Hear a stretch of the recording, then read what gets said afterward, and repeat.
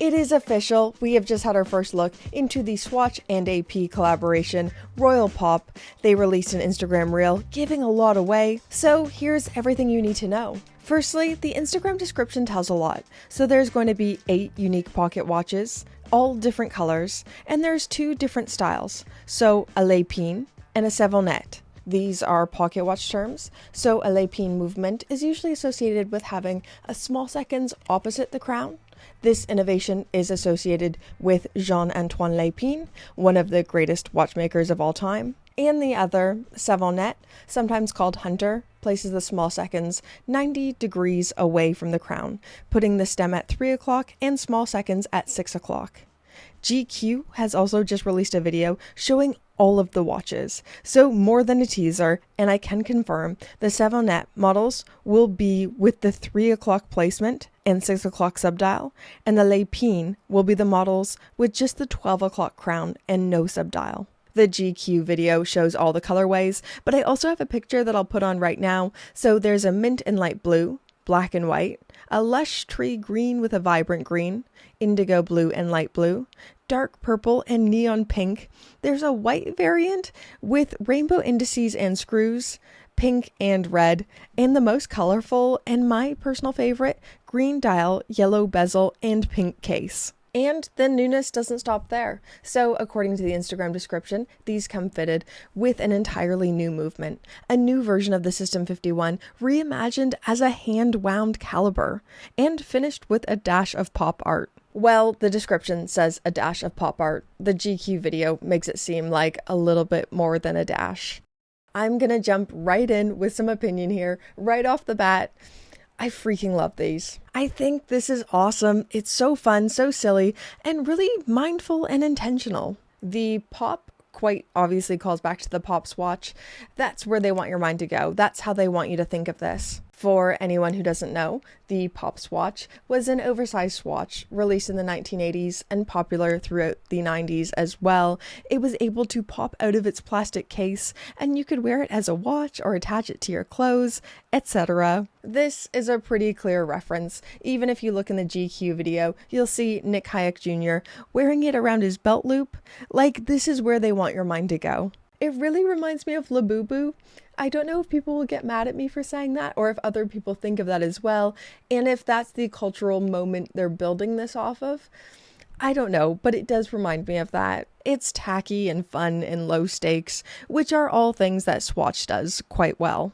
This seems to take the essence of a 1980s icon for Swatch and remix it with the Audemars Piguet Royal Oak. And the AP Royal Oak did have something big happen to it in the 1980s as well. The first Royal Oak pocket watch interpretation was in 1981, I believe. It might have been 1982, but I think it's 1981. And once again, this is where they want your mind to go. This is what they want you to see when you look at this. I love that they insisted on using pocket watch terminology in Lepine and Savonnette.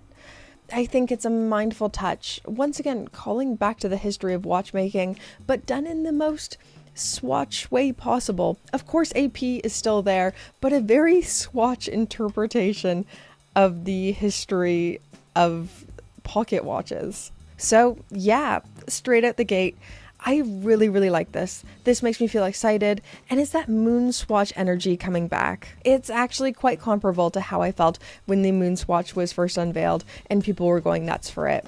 But I've also been disappointed enough by Swatch to approach this with a healthy dose of skepticism. So here's the 2 possible pitfalls I think could happen. Hey guys, editing Brittany here. So I filmed this whole thing, but then I learned new information and wanted to make this as accurate as I possibly could. So I'm gonna have to interrupt here. The first pitfall I thought of was pricing. Enthusiasts are pretty sensitive to plastic watch pricing. This has an entirely new movement developed specifically for this watch. And I was skeptical on what margins both brands would be looking for. So these will be retailing for $400 USD for the Lepine models and $420 for the Savonnette. This is really, really good. This is much better than I expected. For reference, the Blancpain Scuba 50 is also $420. I thought this would cost more, and I'm pleasantly surprised that it doesn't. On top of that, Audemars Piguet will donate 100% of its proceeds to a dedicated initiative supporting the preservation and transmission of watchmaking savoir-faire, with a focus on rare skills and the next generation of horological talent. I read that off of Hodinkee. That was the source. I just wanted to make sure I got it exactly right, as it was dealing with donations and all that other stuff. I just wanted to make sure I got it quite right. The second pitfall I was worried about was availability. It's a delicate tightrope that goes two ways. You don't want to overdo it like they did with the MoonSwatch, where they were releasing something every full moon. You can overdo a good thing and it becomes too sweet. But also it can't become so inaccessible. It's meant to be fun and enjoyable and something people can participate in. These will be available as of May 16th at selected Swatch stores. They are not limited by numbers, but will be out for a limited time only. We don't exactly know that time window right now, but I'd guess for maybe a year or two. Now we will go back to Garage Brittany. I've seen a lot of people speculating that this is going to hurt AP's brand perception, which I disagree with. I said it in my last video on this topic.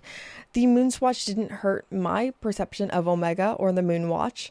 It just gave me a new lens to view a watch that I already loved. No one is going to decide that they don't want a stainless steel Royal Oak because a bioceramic pocket watch was made.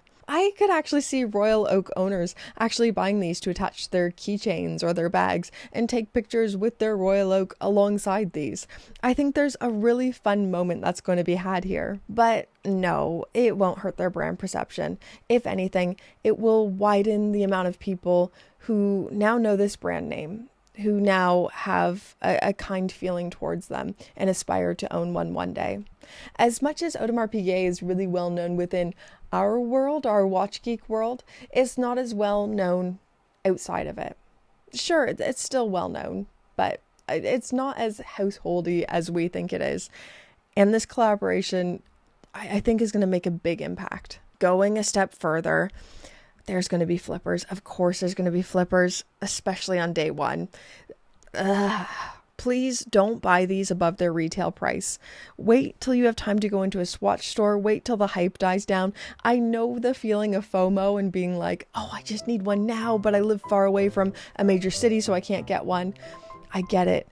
But please don't. I would never recommend spending above retail for a watch, let alone a plastic pocket watch thing. If the brand doesn't think it's worth that price, it's not worth it for you to spend your hard-earned money at a premium. They already mark it up so much. Anyways, that's just my 2 cents that no one asked for. It's your money. Spend it however you want. If you do want to spend more money than one ever should on a plastic pocket watch, please don't let me be the person who ruins that party for you. But that would just be my recommendation. I think the best thing they could do is to make it an in-store or boutique exclusive for a limited time. It makes it kind of special and rare.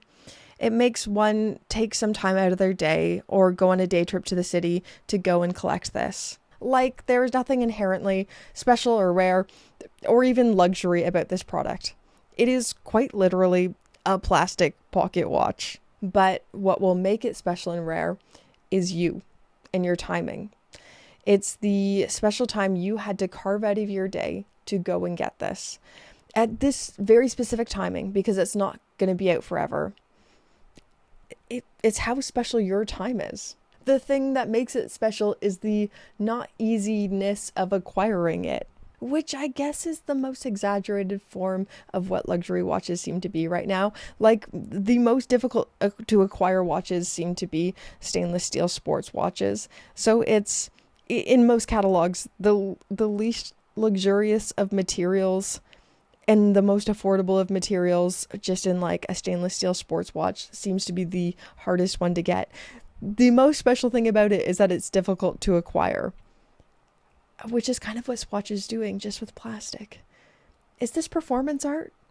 I'm overthinking this. Anyways, I can't keep going down that philosophical path. We'll be here. This will be a 25-minute video. Let's end it here. So far, this is everything we know about the new Pop Royal. Thank you to everyone who's been sending me sources, videos, photos. You guys have made this video possible and so much easier for me to make, so thank you so much. Thank you for your viewership. You are a legend. Thank you so much for watching all the way to the end. And thank you to the Pope tier patrons, the people who keep this channel going. Well, all tier patrons keep this channel going, but these are the highest tier patrons. Thank you so much, guys. See you in the next one.